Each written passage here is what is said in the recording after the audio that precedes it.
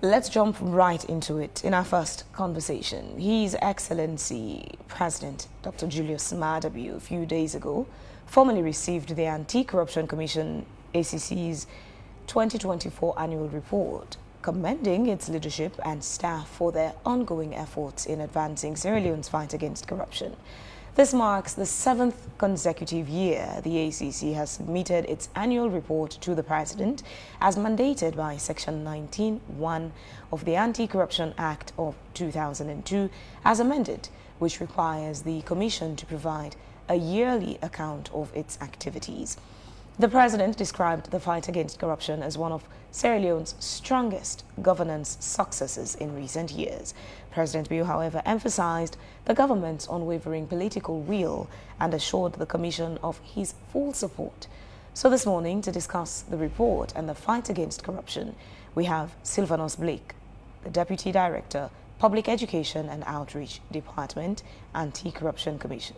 Good morning, Blake. Thanks for joining us. Good morning, Phoebe, and good morning, Victor. It's a pleasure to be here. Summarize the report presented to President Biu. What are the gains made in the fight against corruption from the last report that was presented to President Biu to this most recent edition? Thank you so much. So, like you rightly stated, we are mandated to present the reports to him, His Excellency, and before him, every other president we've had since the Anti-Corruption Commission was established in 2000. And we are equally to present same report to Parliament under subsection 3 of section 19. So we've been fulfilling that, and we shall continue to.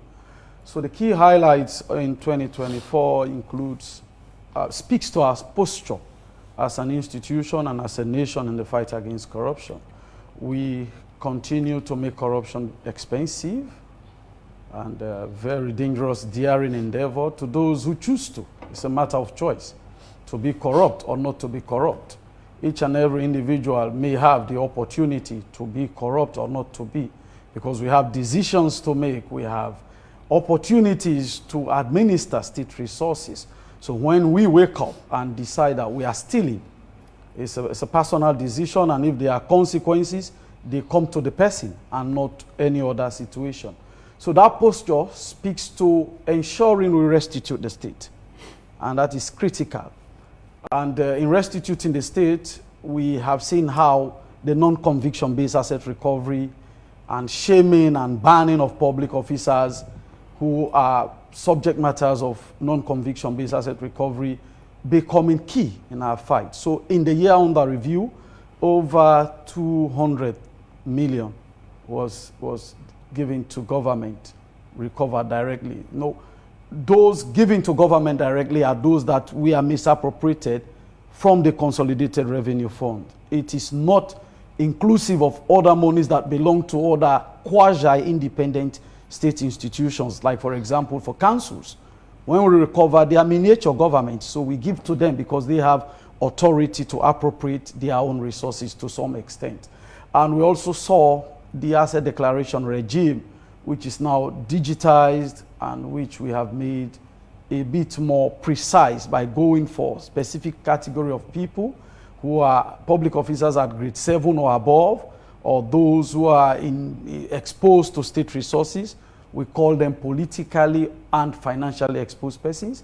The compliance rate in 2024 was 91%, which was exemplary. And in 2024, we started the process of going exclusively digital, which has helped us to analyze the declaration, because now it's every 2 years.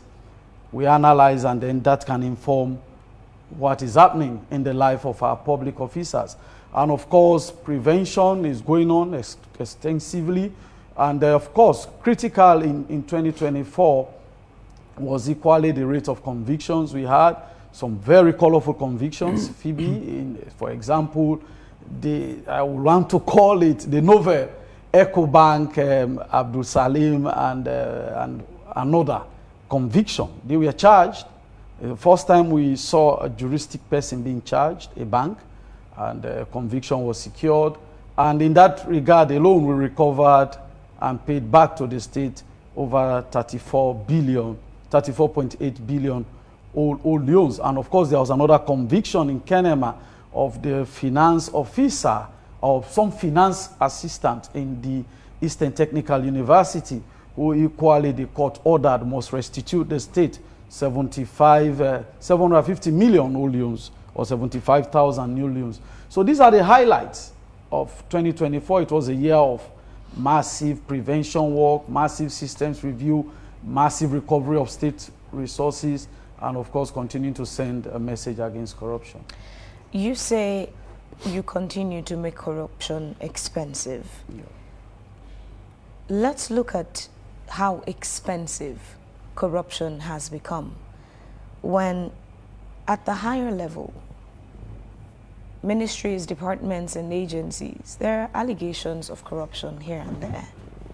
At the lower level, even traffic police officers still mount checkpoints, get money from drivers, mostly commercial drivers, but they extend that even to private citizens.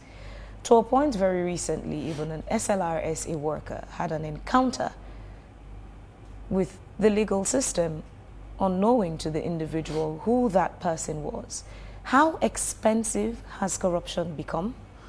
So when it becomes expensive, it speaks to the price that people who are held accountable are paying. I want to state at this stage that the appetite to be corrupt is in many human beings, and they lose their dignity when they choose to be corrupt. I am a bit emotional when I talk about people who choose to be corrupt. There is nothing forcing anybody to be corrupt. Everybody knows wrong is wrong, regardless who is telling you to go wrong. And many people who still, like you spoke of corruption at the top level, those in high offices, they are paid. Well paid is a question of who is receiving what. But they are paid. Many of them don't pay utilities that you and I pay. Their cell phones are taken care of by government and taxpayers. The houses they sleep in are paid for by poor Sierra Leoneans. The cars they drive are not their cars. They don't buy gas. So if they get involved in corruption, it's a matter of choice. And we have seen them get involved in corruption. If corruption is expensive, it's what happens to them when they get involved. And when we are charged with the responsibility to hold them accountable.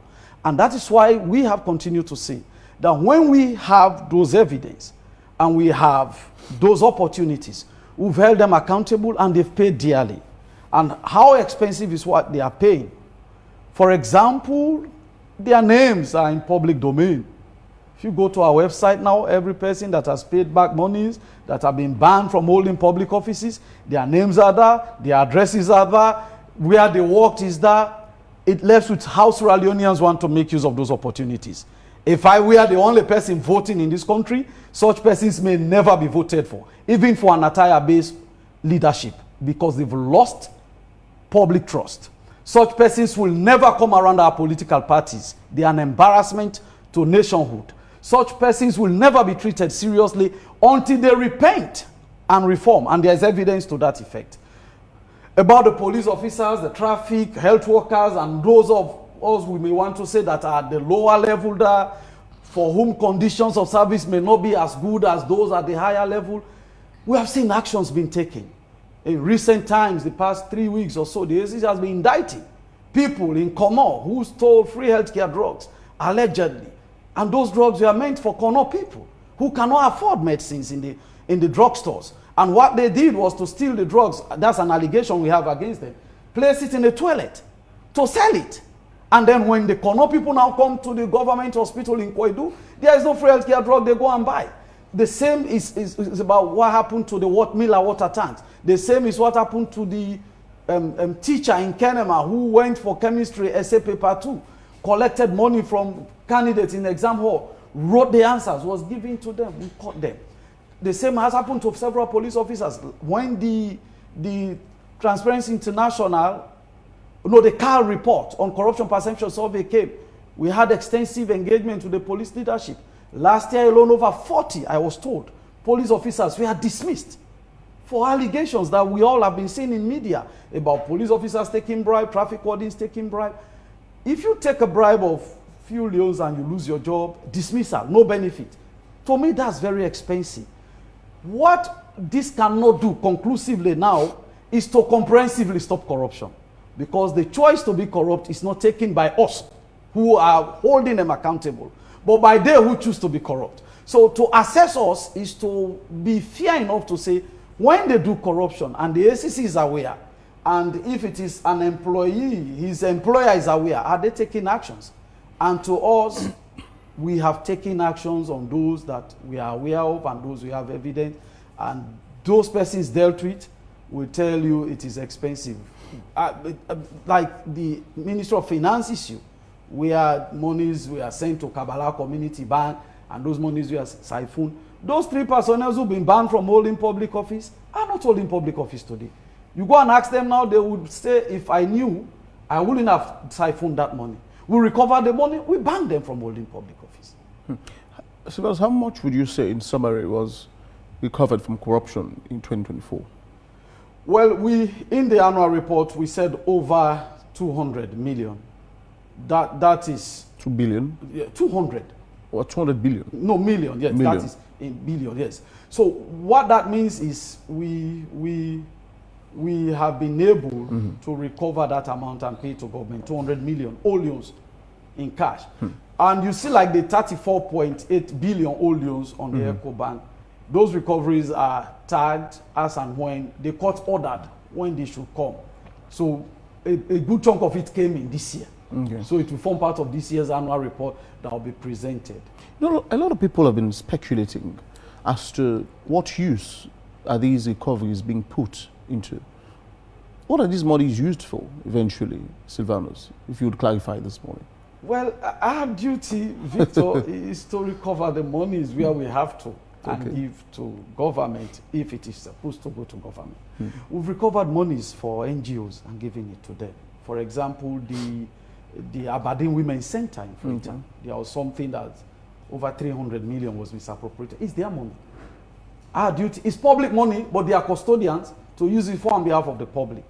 So when we recover, we give to the legit custodian, and that legit custodian is supposed, quote unquote, to know what to do in reappropriating. So those that go to government will go through the normal process again of reappropriation by parliament, and all of us now come to monitor. And the boss is not stopping with ACC in the fight against corruption. If those monies are to be identified and reused, we don't have authority over that for specificity. For example, the 3 billion old loans we are paying back to Freetown City Council, we have just given it to them. They may have made a commitment, our worship, that they will use it for the welfare and well-being of Freetonians. That is now to be followed up by Audit Service Sierra Leone, by Parliamentary Oversight Committee. I saw news they were in Kenema on oversight. Those machineries, if they work and work properly for a patriotic reason, they will all help. The fear I see in all of us, and Victor asks, and I agree, is that we don't want to see recoveries from corruption being abused again by corruption. It will be a shame. It's like no job done. You go and clean your white suit, and you go and mold it again and clean it again. So, but then we are not in charge of the entire machinery. The farthest we can come is to recover and give back to government and continue to wish well that they know these monies were recovered, and it cost Sierra Leone people resources for ACC to operate. Some of these investigations last years, some months, some weeks. Personnel travel around. So we don't want to see. If corruption is going to happen at all, it should not happen to what has been recovered from corruption. It will be a shame. There are two instruments. The MCC corruption indicator is called 74, percentile. But I observed a slip in the CPI. What led to that? Which of the two should we bank on? Well, we should be able to pay attention to all indicators and indexes. These are third-party verified assessments. We are not assessing ourselves. Sierra Leone is not assessing itself. Our partners, whom we relied upon, when those reports we are saying we are 48%, 35% in corruption control, are now coming to say we are in the 70s and above since 2018 to date. We should pay attention to this. There are things we are doing right. To those who come dismissive of everything, when the reports are not good, they don't dismiss it. When they are good, they dismiss. I wonder if they are looking for bad report. Because if you are really looking for a report, and several years back they were bad, and you said, oh, it is bad, and several years down the line, 8 consecutive years, they are good, and you can't say they are good, then you are dishonest. That's why we have labeled some of them as intellectually dishonest. And dignity speaks to being truthful to self and to public. Those slips we are seeing in some of these indexes, even in the TIC, I mean the corruption control indicator in the MCC, at a point we went to 83. There are concerns to us. Why are we recording some amount of backward trend? What are we doing wrong? And that is why we've continued to call. If it were ACC alone, probably I will say if they go and check our data and you call us to public discussions like this, we can explain every action and the reasons behind our actions. But we are not the only role player in the accountability space. The politicians have a role to play. They are in the House of Parliament. And we see all manner of things happen there. Some of them to public discussion. Some of them to public viewing. And if a Sierra Leonean is asked in a survey, and when these third-party partners come to do their surveys, they don't come to announce to the public through AOIV or other media that we have come to do surveys. They go straight to the masses. People in the street who are seeing police officers taking bribe, traffic wardens taking bribe. They go to hospital, they see health workers take bribe. They hear on TV, they hear on radio, they read on newspapers. This ministry cannot account for this. That minister has done this. This permanent secretary is doing this. That is what they know, and their opinions matter. So that is why all of us in this accountability space, especially public officers, must take responsibility of this and ensure we make this place a better place. We are not particular about the politics in all of these conversations. The ACC is 25 years this year. We've been here 25 years down the line. I have been here for over 70% of that 25 years at the ACC. We've seen people elected and leave. The fight against corruption remains. The same conundrum. Oh, it's a political institution. Oh, they are only running after the opposition. And no opposition member will show me one opposition politician in jail on account of corruption. And there are thousands of them, and we've only investigated not up to 50. Don't you have a reason to think that those we are investigating have questions to answer? Or should we leave them, don't touch them? No, we are not in a lawless state. There is no another here. And those who are doing it today and they think they are protected and cushioned properly, they are forgetting. The president appointed you. Someday you will wake up, the appointment is gone, and then an inquiry is done, or your predecessor doesn't want to take over and inherit your bad files, and he calls some auditors and something happens, and we'll go for you. So that's why the commissioner sometimes cannot be the friend of everybody. That's why staff of the commission continue to conduct ourselves in a way that we carry some public trust, because we have a duty to this state. You attempt to dissociate politics from the fight against corruption, but the circumstances or the realities on the ground make it nearly impossible to dissociate politics from corruption. In the current SLPP executive, Pagan had an encounter, a session with the ACC. Today, he is an elected member of SLPP. Your boss you spoke about, the head of the ACC, has been seen as very close friends. In fact, in his words, he is a brother to the First Lady, who had her own allegations on social media that she needs to be investigated. And the response that was given by the ACC, there are people who find that quite unsettling. How conveniently do you dissociate politics from the fight against corruption? You know, positions are positions. It's not a matter of convenience. They break since 5 or 6 a.m. today. Whether you argue it or not, it's daybreak. And until night falls, daybreak is here. Some of these positions, for example, like you asked Fibia, politics cannot be brought into the fight against corruption. Should not and must not. If it is that, then it becomes murky. It becomes unproductive it becomes. Because in politics, it is raw cannibalism. The only way you become the winner is by undoing the other. And in the fight against corruption, we don't want to undo anybody. We just want to run after the corrupt and make this place a better place for all Sierra Leoneans. So that is why our posture remains, let the politicians do their politics. We cannot bring it into the fight against corruption. And those two examples you cited, and there are many others, and if time permits, we can go through some of these. It's about a position. There are many things morally or some liberally you may think can happen. But the law is the law. On Paran's case, we did an investigation. We did not agree with his argument. We did not. It is in our presser. I can go to the website and bring it. That his argument that he was not aware that his wife was recruited does not hold. But that is not sufficient to qualify that as a criminal act.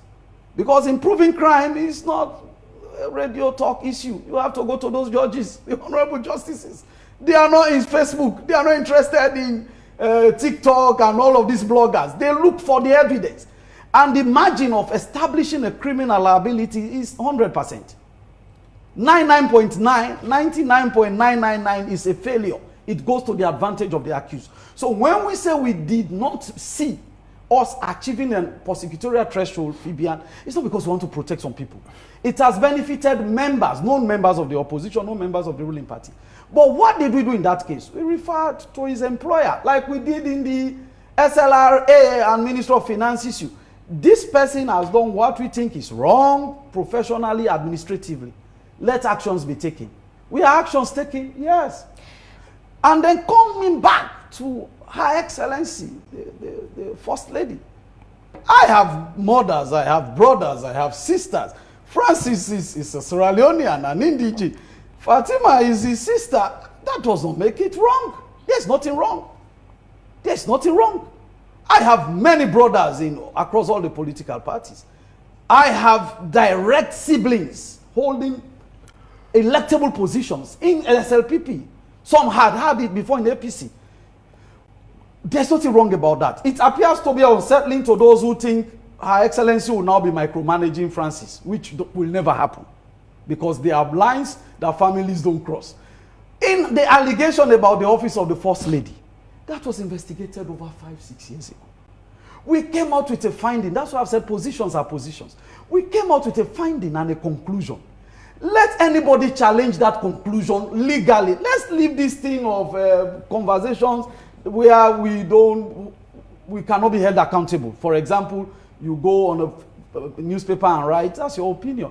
If anybody thinks that decision is wrong, let him bring a law, either in the Anti-Corruption Act or our criminal jurisprudence in Sierra Leone, that will say it was wrong, the ACC concluded this matter this way.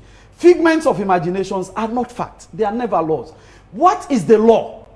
Section 38 of the Financial Regulations Act of 2016, which was not passed by Francis Benkaifala, was not passed by Her Excellency the First Lady, was not passed by me or you or anyone here. It was passed by House of Parliament in 2016, gave the Minister of Finance authority to appropriate 1% of our GDP in anything in public interest. That's the law. Is it a bad law? I don't know. Is it a good law? That's the law. The law they say is the law. Now, that was the law that they said they used to give allocations to the office of the First Lady, even before Her Excellency Fatima Madabio, doctor, became First Lady. If it is wrong today, we have to change the law first and ensure it doesn't happen. Were the allegations about being right or wrong, or about how the money allocated to her office was spent and accounted for? Good. And if you go and read one of the outlets where these allegations came from, the Africanist Press, there were 3 allegations. One, that it was wrong to appropriate money to an institution or anything that did not go through Parliament. And Section 38 of the 2016 Financial Regulations just defeated that argument. We are not defending anybody. That the Minister of Finance can give. It did not say Parliament. It did not say subject to parliamentary approval. Have they changed that law? I don't know. I'm not doing a dossier on regulations in this country. But that was the law at the time they used. Now, the other allegation was that there were not sufficient structures in that office to manage state resources. The third allegation was in the publication then that it is possible that because there are no sufficient structures, there will be mismanagement. Neither. There was nothing in the audit report and in African Express that said 5,000 of what was given to the office of the First Lady was misappropriated or was not accounted for. It was an audit risk picked up. And what did we recommend? When risks are picked up, be it our health, road safety, engineering, whatever it is, you work to forestall the risk. We recommended that professionals be recruited in that office to man decision-making processes that has to do with public resources that go to that office. Has that been done? Yes. So why wasn't the money allocated to the office of the First Lady investigated on whether or not they were rightly spent or misappropriated? In paragraph 3 of our press release 5 or 6 years ago, it is that clearly we did not see any clear case of monies meant for that office being misappropriated. The monies were for many of her well-publicized activities. I'm not a PR person for Her Excellency, but we see what she does with Hands Off Our Girls campaign. The monies were spent in that regard. If, for example, they have said money spent on giving for Hands Off Our Girls, and there is no visibility around Hands Off Our Girls, no distribution of sanitary pads, nothing, no movement, then you begin to wonder what happens to the money. But the reasons for which the monies we are giving under the 2016 regulation are visibly happening. If you now want to ensure nothing goes wrong with that money, put professionals there. If procurements are to be done with public resources, let due process be followed. If auditing is to be done internally, let's have an internal auditor. If finances are to be paid, let's have somebody trained with financial expertise to be that. That's what we did. And this argument has remained here, even when it is a position. So you keep saying figment of people's imaginations.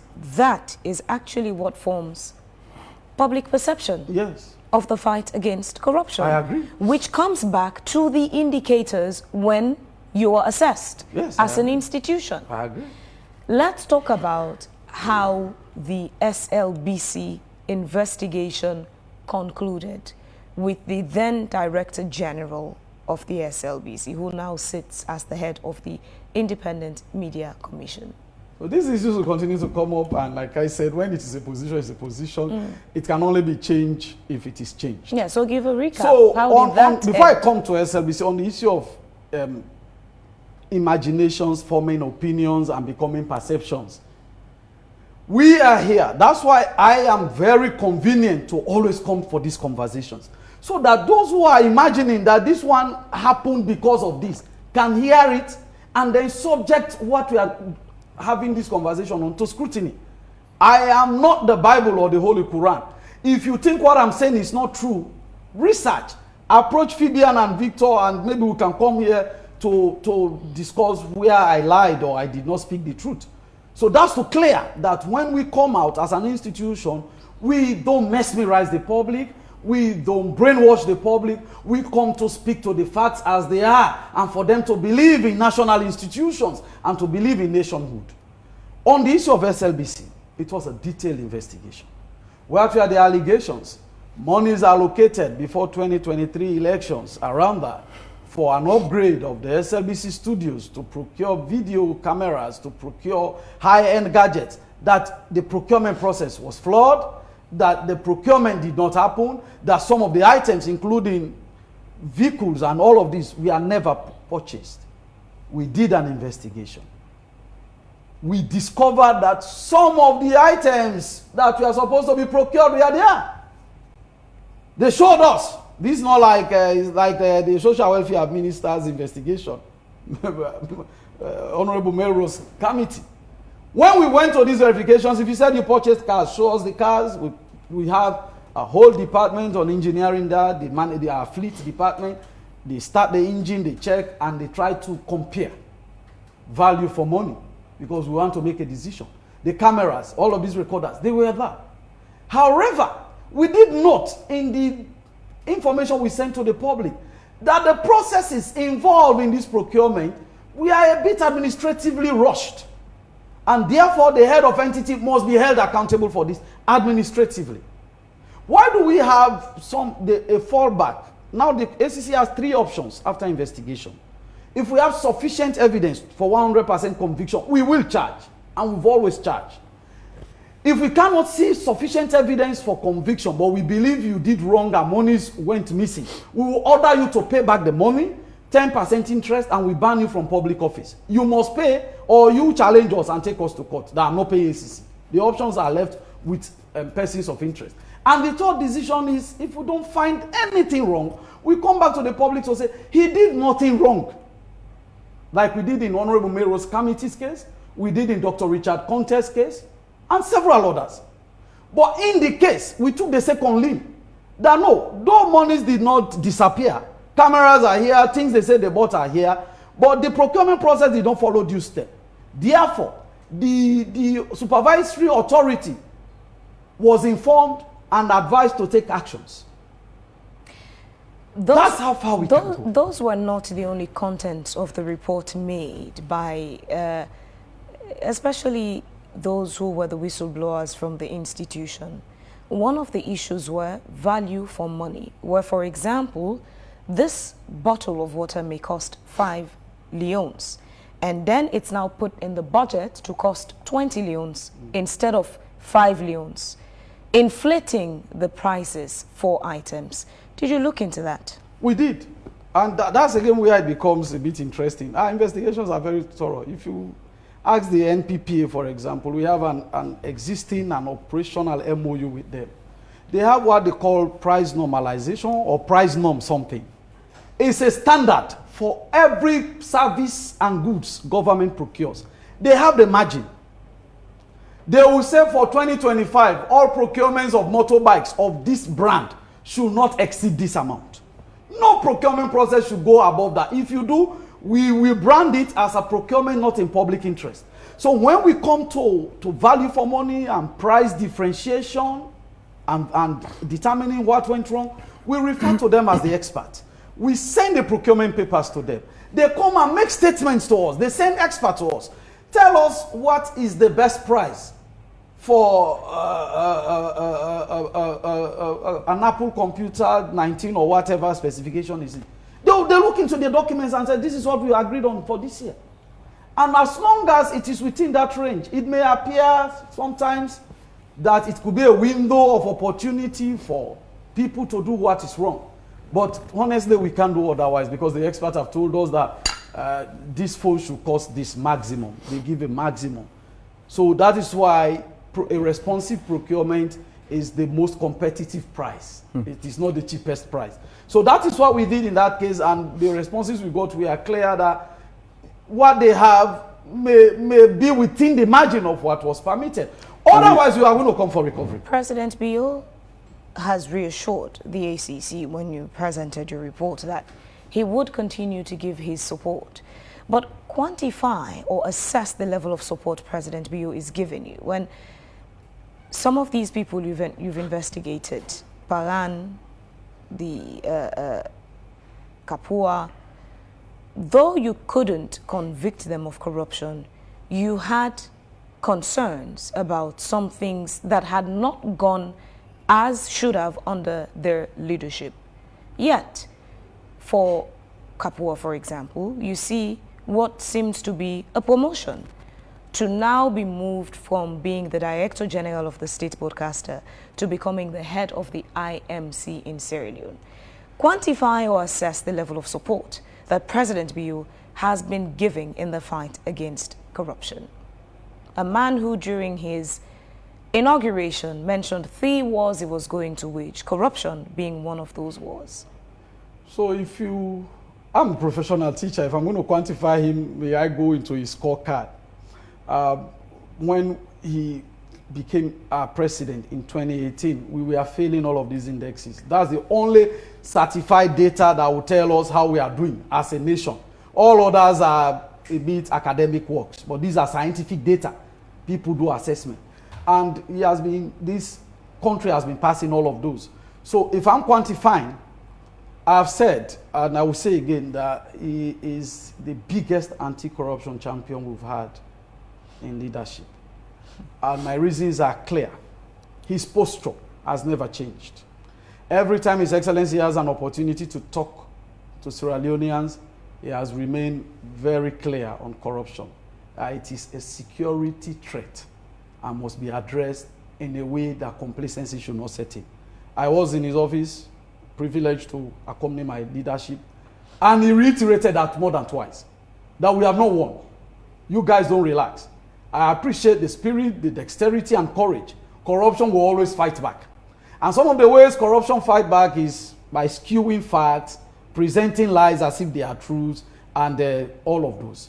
So, if we are rating those instances, for example, when we told His Excellency, who was the employer of Honorable Param Tarali, that what he did was administratively wrong, we recommended that repercussions must come, and we saw a suspension. Is that sufficient? I cannot censor the wisdom of His Excellency the President. I have nothing. All we saw, if nothing would have happened, then I was going to be a bit bothered. That why? We are one of those soldiers leading one of his wars, like Fabian rightly said, the war against corruption. And who better can give you how that war is, if not the field officers? We are the battlefield. We come back to say, what he did cannot allow us to take him to court. We will not win this case. But it's wrong. Take some action.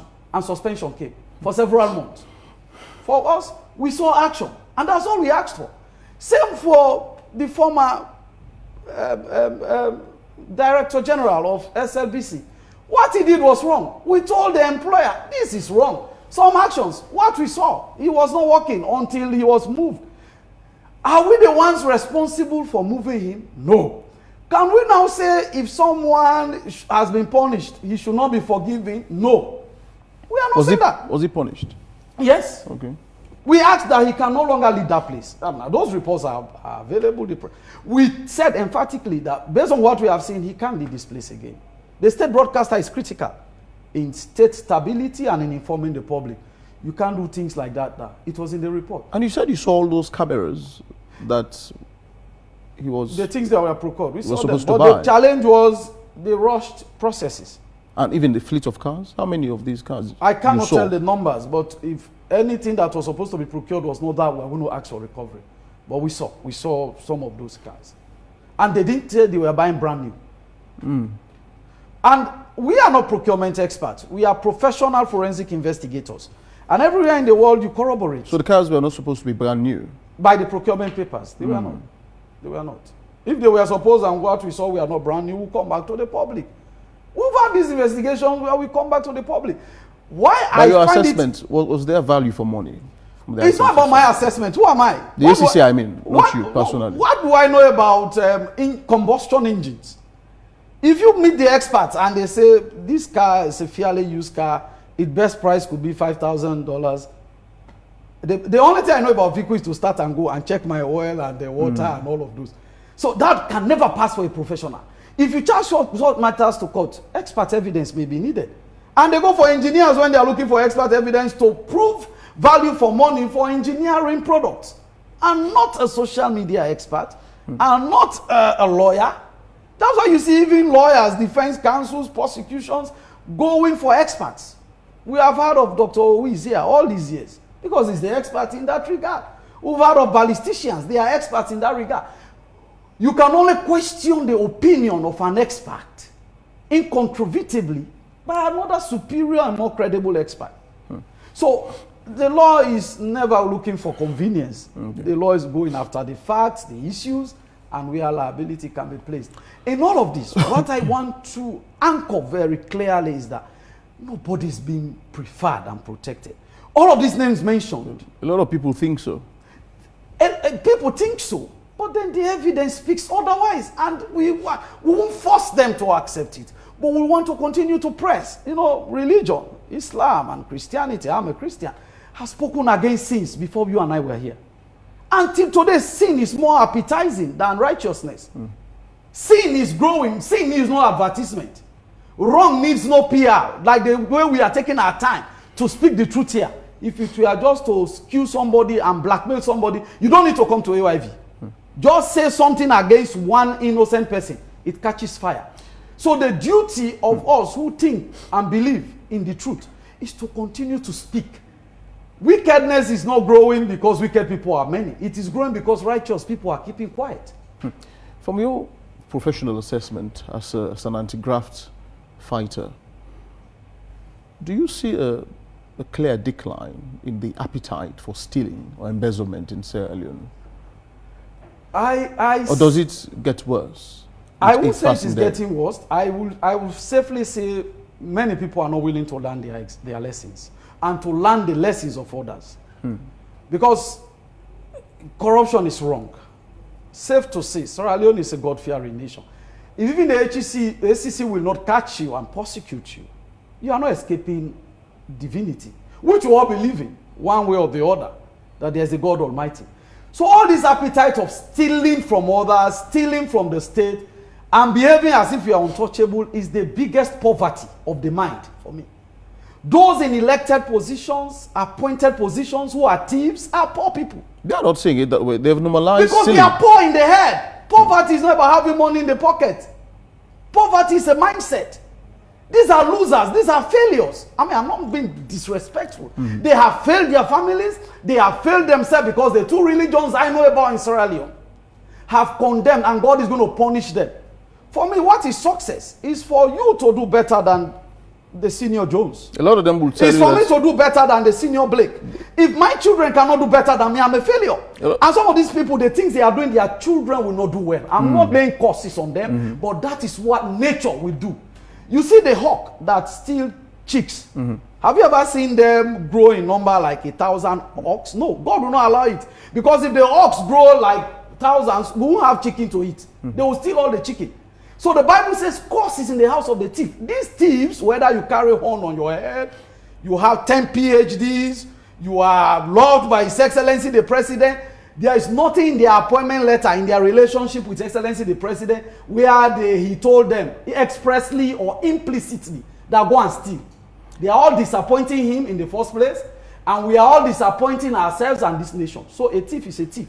So whether corruption increases or not, the thieves who are stealing must know that they are the wrong people. And those we have evidence against, we will run after them. It must be some sort of moral decadence then, because it is the same family people who would ostracize you for not stealing. And they will call you a loser if you are in office for like 5 years and do not steal anything. You know why sometimes when people pay bribe and we do sting operations and the moral argument comes, but he paid the bribe, he should be charged too. Public officers are placed in those positions on qualifications. Regardless of paper qualification, you see the price experience.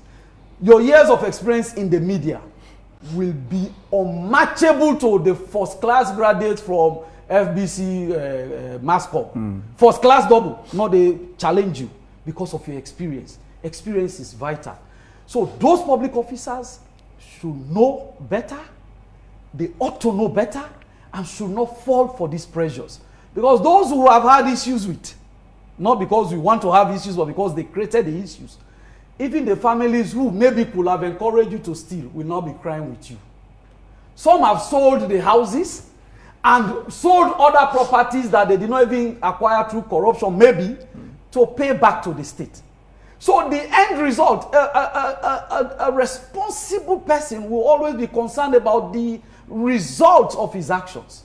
The result of stealing is bad. So whether it is your wife telling you, your children telling you, your mother, I want to say a mother who will tell his son or his daughter, go and steal. That mother will require to go to his mental home for some checkup. I want to say a father who will say, go and steal. It is all in the Pandora's box of indiscipline. And if you tell me to steal, Victor, I'll know you are not a good friend, neither a good brother. So that argument does not hold. Those who steal is their decision. In this report tendered, Silvanus, which departments, ministries, and agencies were able to recover the highest monies from embezzlement, I mean corruption generally? Well, in the recent time, the highest recoveries have come to the state through bank-related fraud. Banks? Banks. Okay.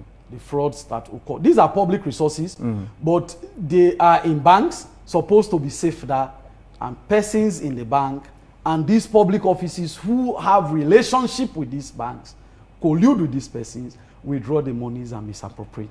It was the same thing in the Ministry of Finance, SLRA, and Kabbalah Community Bank issue over several billion olions. Same thing, NRA Eco Bank, Phase 1, several billion.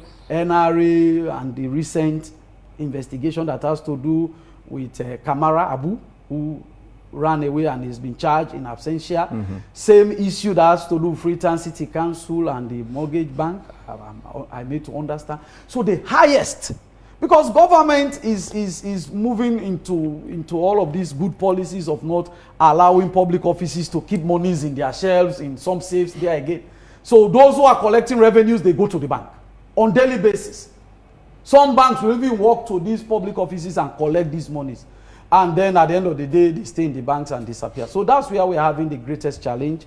And we'll continue to pay the keenest attention to those areas. Is there a particular prioritization framework for going after people who embezzle, institutions that embezzle money? I mean, in terms of interest, risk to public, service delivery, or something else. How do you prioritize who to go after in these corruption scandals? When it is intelligence-led from our end, like we have our intelligence department. When it is intelligence-led, we profile. Okay. The more importantly, we have asset declaration. It tells us what public officer A came to office with and what he has been acquiring over the years. Or it should tell us. And then we profile this one. That's why now it's biannually. So you declare in 2026, for example, the whole of 2027, we are profiling. If there is anything suspicious in what you told us, our intelligence will go out straight. If you tell us something so unreasonable that we are not expecting to hear from you, it becomes a concern. We will look into it.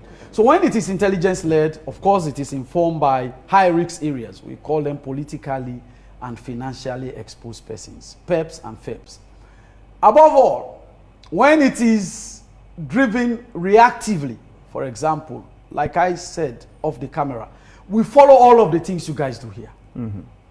We try as best as possible to follow the media because a lot is breaking out in the media discussions, and sometimes when those things passes the first threshold of becoming a suspicious conduct, that equally. So you may not need to be on our radar. We may not even need to know that such a minister or political appointee or an establishment is existing, such an NGO receives such a lot. We don't need to know. We may not know.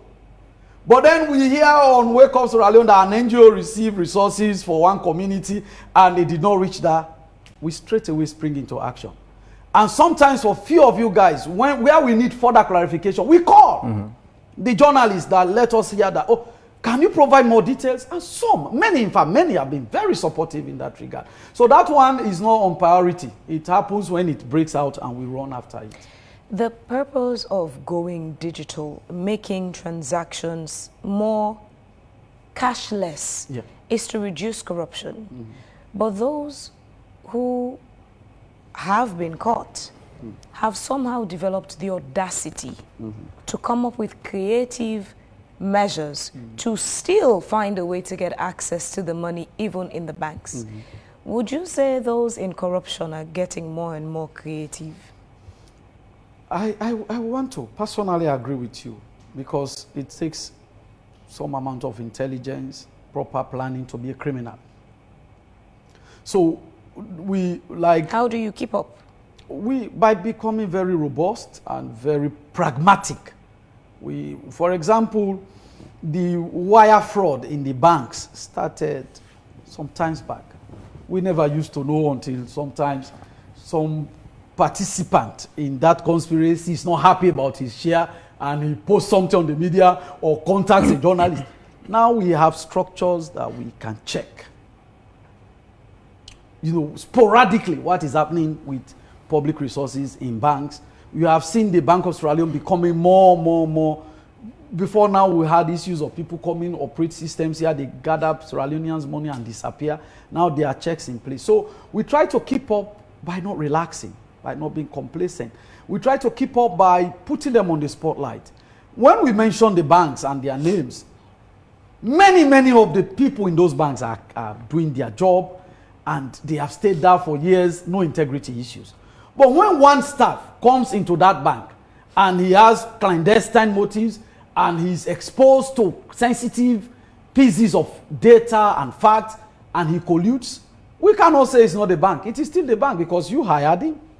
So the vicarious liability falls squarely on the employer. And that is why in the 34.8 billion for EcoBank, they paid us in full. Well, we're not interested. He is a bad person, but you brought him here. If they had not recruited him, you're not going to steal government money from NRA account. It cannot happen. So the duty bearers, as we work against the criminals, 2023 December, thereabout, the commissioner called all the MDs of all banks in Sierra Leone to a meeting to urge them to be more vigilant and not to take chances. That's how far we can go. But when this news breaks, we can't. Speaking of how far you can go, there is a lot of attention paid on, MDAs to fight against corruption.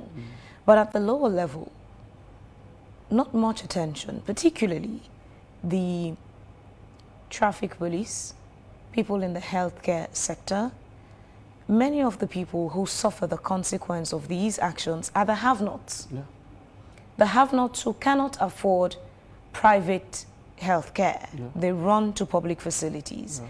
Pregnant women, lactating mothers, who go through unbearable, audacious medical people who force them into corruption. Traffic officers who have become so creative now they don't even physically collect the money. They find people at these spots who are traders mostly, who they send to go pick up the money.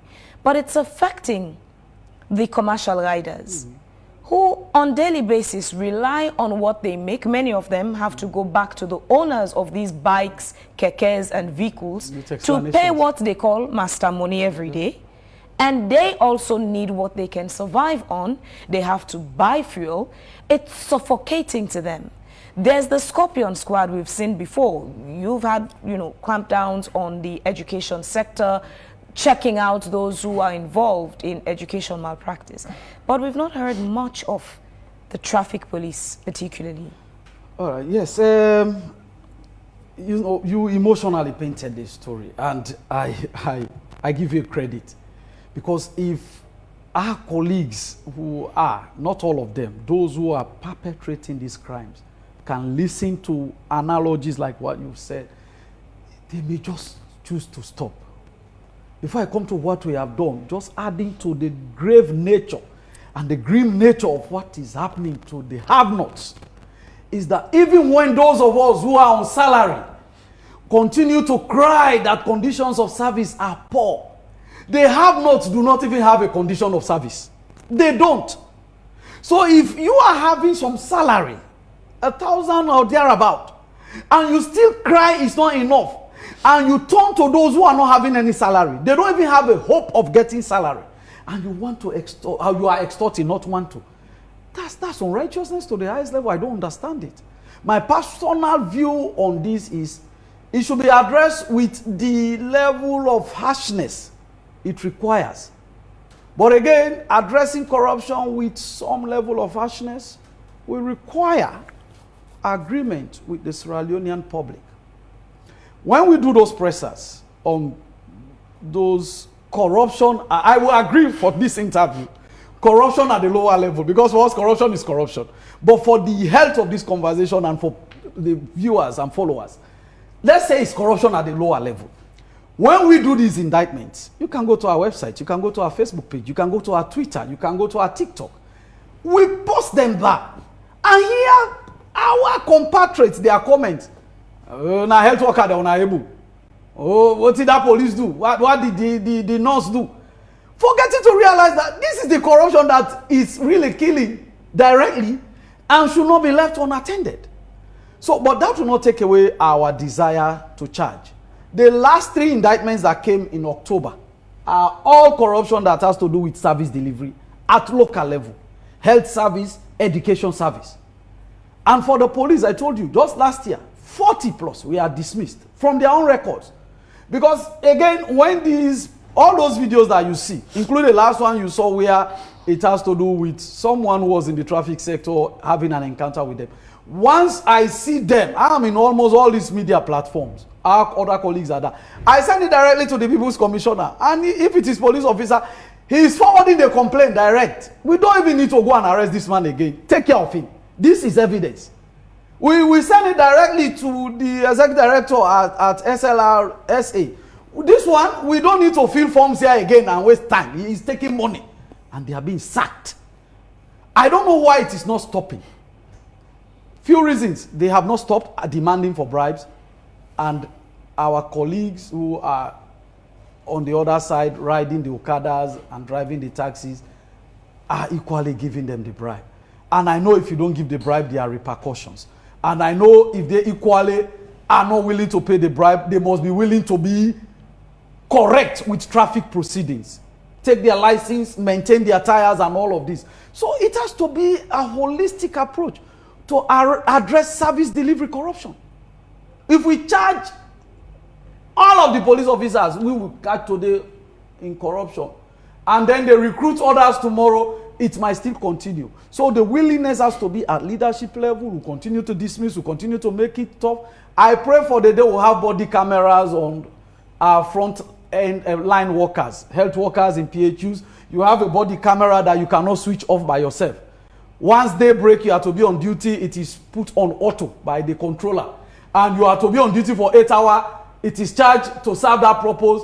You remove it, they know Victor has removed his body camera. You are queried for that. Maybe that will help. Maybe. But the desire to steal in this country is driven by the appetite to continue to be wrong. And not even to make wealth. Because people steal, they are caught, they are embarrassed. What they stole disappears, like Abu Kamara now is a fugitive. His trial is happening in absentia. He had several houses, supermarkets in less than 3 years of working at NRA with an annual salary of not up to 200,000. You begin to understand why is this happening? He's a Sierra Leonean. He was here. People were to monitor him. Were they monitoring him? Can the supervisor say he did not know anything? So if you are leaving everything until it becomes corruption and ACC comes, the best we are doing now is to charge to court. If conviction is secured, those properties are sold. Like on December 6th, we are selling one property to the public. That convict was at Rokel Commercial Bank. They colluded with EDSA people. They stole EDSA money, billions. He's convicted. He can't pay back the fine. He ran away to America. And he's that.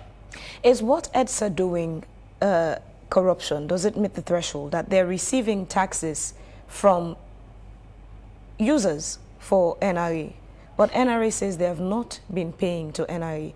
Does that constitute corruption?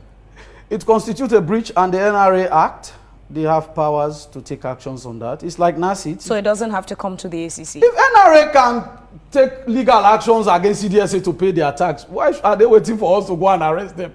If NACIT could charge people to court for not paying a NACIT contribution for employees, why should they wait for Ombudsman or ACC or Human Rights? I mean, people have to do their job. NRA knows they have the authorities. I know for certain to urge. We have seen them close down. Remember when Francis came into office, the People's Commissioner, we started by closing down some major supermarkets here. And we received a communique from them that, no, we have powers to do this, but you are not doing it.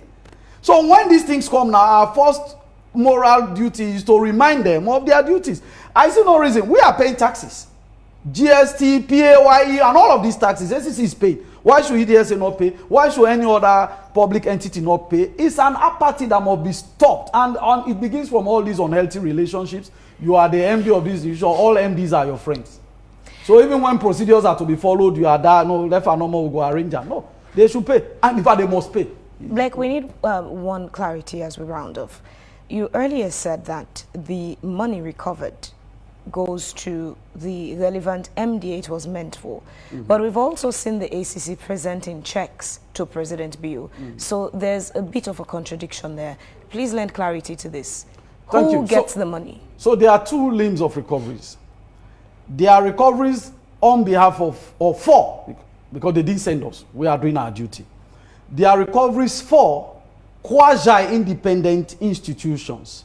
For example, the councils. They are proto-miniature governments, for example, for the locality of Freetown, Western and Freetown Rural District. If council resources are misappropriated, their revenue, A, B, C, D, when we recover, we go and pay it back to council because by the Local Government Act, they have powers to appropriate their internal revenue. They have those powers. So we give it to them and they do the reappropriation. If it is for the consolidated revenue fund, maybe an MDA received from government, it was misappropriated. We don't give it to the MDA because it was government that gave to MDA. Those are the monies we present checks to His Excellency the President in several millions now, not billions, because it's now millions. So we present those checks. So the question remains, why does it go to the President when the disbursement of those funds to these MDAs had a specific goal to accomplish? By failing to return the money to the relevant MDAs, like you do for councils, for example, it leaves a vacuum in development. Say, for example, money was given to perhaps Ministry of Education for the construction of schools in one location. Again, this is for example, and they fail to do that. You recover that money and take it to the President. It means the schools that were meant to be constructed in that area are now pending. If on the flip side, it's say, for example, Ministry of Health that was given money to construct a new hospital somewhere, and that money is misappropriated, you recover and take it to the President, it means there's a vacuum. That hospital that was meant to be built would no longer be built. So how does the ACC end up making that decision to say the money should go to the President instead of being given to the relevant MDA like you do for the councils? So the money is not going to the President as it's here because he's President. It goes to the President because he's the head of government. And he's receiving on behalf of government. And the appropriation you spoke about, in the councils, they have authority to appropriate their resources. They determine, for example, their own source revenue. What happens to it? Some they pay their staff, some they pay their bills, and all of those. Fine. For government MDAs, none of them have authority to appropriate. They are end users of state resources. And they are custodians of state resources for the people. So it is like it was government that gave you the money. If the money went missing, we recover it, we give it back to government. Why? Priorities change over time. Some of these recoveries we did in 2024, the acts that of misappropriation took place 2022, 2023, thereabout. You may not know the priority expenditure threshold, requirement of government in 2025. So when you do a recovery like that, you go and give it back to government. What is if building the school is no longer a feasible thing or an urgent thing to government? So you give it back to the custodian. The custodian will go through parliament again and reappropriate. If they still see it fit to build this school, they can. Otherwise, we are not giving it to the MDAs because it went missing in their hands. Let us give it to the one who gave it to them. If he still feels necessary, he can give it. So the President receives and gives to the... There was a day we gave a check. The Minister of Finance was there. Once His Excellency, the President, retired brigadier, received the check, he gave it to the Minister of Finance. That is designate. On the check, it is written Government of Sierra Leone, not His Excellency President, retired Brigadier Dr. Julius Maadabi. No. Right. Thank you very much indeed, Sylvanus. The conversations around corruption will never end. We shall surely continue, indeed. Yes. We hope to be getting you on our subsequent editions. Sure, I'm here now. I'm happy you're back. Yes, I went away for some time, but I'm here now. And I assure you guys, you are one group who will never turn our backs on because you help us tell the story. Indeed. And sometimes people will hear and understand. Indeed. Right.